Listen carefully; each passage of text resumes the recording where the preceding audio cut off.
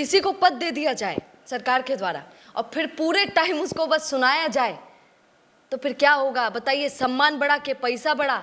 जब आप deputy CM बन जाते हैं तो पैसा खूब आता है, पद भी बढ़ जाता है, लेकिन क्या सम्मान बढ़ जाता है क्या?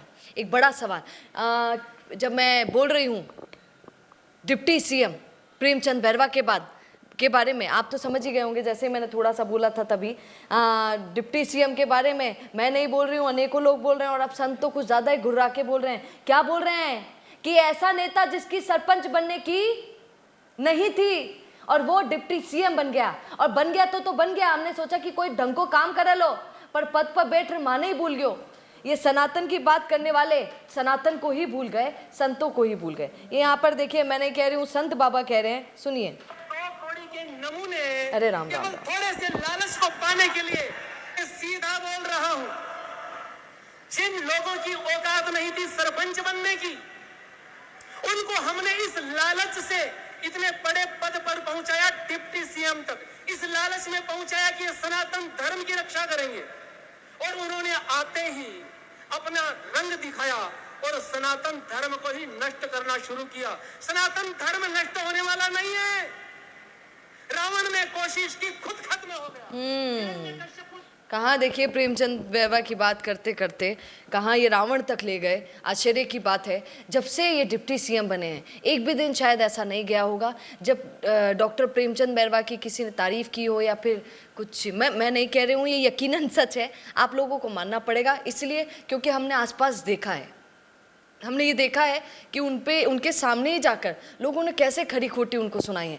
प्रेस कॉन्फ्रेंस में बैठे हैं, मीडिया वाले उनको कह देते हैं कि सर जी आप तो, फिर सर जी उठकर भाग जाते हैं शर्म के मारे। उनको तो लगता है कई बार मीडिया से भी डर लगता है, क्योंकि जब भी बोलते हैं अजीबोगरीब ही बोल देते हैं। याद नहीं है उनका बेटा वो जीप लेकर चला था, तो उन्होंने कहा था कि पहली बार देखिए, हम इतने अमीरों में नहीं रहे, मेरा बेटा पहली बार इतने अमीरों में रहा, तो कर लिया।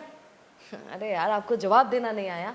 ये यहाँ पर देखिए, मैं क्यों आज प्रेमचंद बैरवा की बात कर रही हूँ, क्योंकि यहाँ पे हमारे साधु संत भी बात कर रहे हैं। तो उन्होंने क्यों ऐसे बोला प्रेमचंद बैरवा के बारे में? जब से वो डिप्टी सीएम बने हैं, आपको पता होना चाहिए कि हमारे यहाँ काबिलियत के दम पर कोई नेता नहीं बनता, काबिलियत के दम पर उसको पद नहीं दिया जाता, बल्कि पता नहीं ऐवे ही दे दिया जाता है क्या, या फिर जाति देखकर दे दिया जाता है क्या।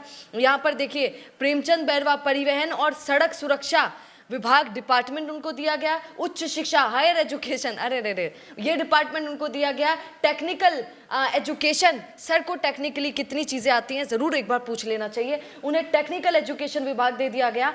अब कितना काम हुआ है जब से वो इन सब विभागों के मंत्री बने हैं, जरा सुन लीजिए। डग्गा मारी और अवैध संचालन, राजस्थान में अवैध बसों और निजी वाहनों का संचालन एक पुरानी समस्या है जो जब से ये बने तब से भी बरकरार है। उस पर कोई प्रॉब्लम, मतलब कोई ये नहीं कि रोक टोक लग गई है, अभी भी वैसे ही चल रहा है। विभाग द्वारा समय समय पर सीज करने की कार्रवाई तो की जाती है, लेकिन इस सिंडिकेट को पूरी तरह रोकने के लिए कोई बदलाव नहीं किया जाता। एक और सुनिए, रोडवेज की खस्ता हालत, सालों से सुनती आ रही हूँ, पर प्रेमचंद बैरवा आए तब भी वो खस्ता हालत वैसी की वैसी बनी हुई है। बड़े बड़े अधिकारी, मैंने तो आपको प्रूफ के साथ कई बार दिखाया है। आरटीओ और ये माफ़ कीजिएगा, राजस्थान राज्य पथ परिवहन निगम लंबे समय से घाटे और बसों की कमी से जूझ रहा है। ड्राइवर कंडक्टर बेचारे, संविदा वाले ड्राइवर भी बेचारे परेशान हो गए हैं, उनकी कोई नहीं सुन रहा है। यहाँ पर प्रशासनिक स्तर पर भ्रष्टाचार देखिए, आरटीओ और डीटीओ स्तर पर भ्रष्टाचार की शिकायतें आए दिन आती रहती हैं। कितनी खबरें आप तक पहुँचती है राजस्थान में, आप अच्छे से जानते हैं। अगर आप उच्च शिक्षा की बात करते हैं, क्योंकि वो डिपार्टमेंट भी इनके पास है, कुलपतियों और प्रोफेसर की खाली पद पड़े हुए हैं, पर उस पर कोई काम नहीं हो रहा। इंफ्रास्ट्रक्चर और रोजगार परक शिक्षा का अभाव हमारे यहाँ है।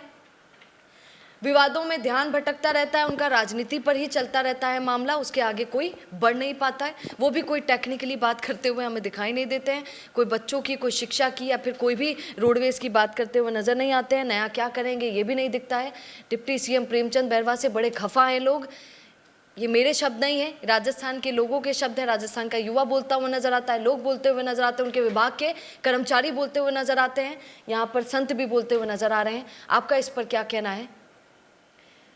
मैं हमेशा कहती हूँ कि विधायक तो हमसे चुन लिया जाता है, हमारे द्वारा बन जाता है, क्योंकि हम वोट करके आते हैं, पर मंत्री जो सबसे बड़ी पोस्ट होती है वही बेचारे जनता से बिना पूछे बना दिया जाता है। और ये शर्म की बात है, क्योंकि मेन तो हमको मंत्री ही चाहिए।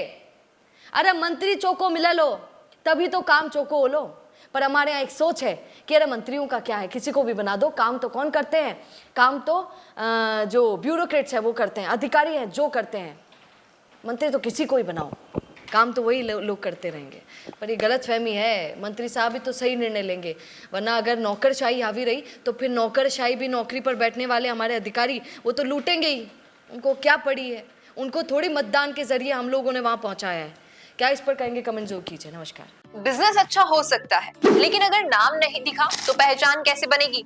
अब टेंशन छोड़िए, द फैक्ट इंडिया आपके बिजनेस को देगा वो पहचान जो पूरे राजस्थान में हर किसी तक पहुंचे। न्यूज चैनल पर विज्ञापन, पॉडकास्ट और प्रमोशन के जरिए आप सीधे 5 लाख सब्सक्राइबर और 10 करोड़ से ज्यादा व्यूज तक अपनी पहुंच बना सकते हैं। तो देर किस बात की, आज ही द फैक्ट इंडिया से जुड़िए और अपने बिजनेस को बनाइए हर घर का नाम।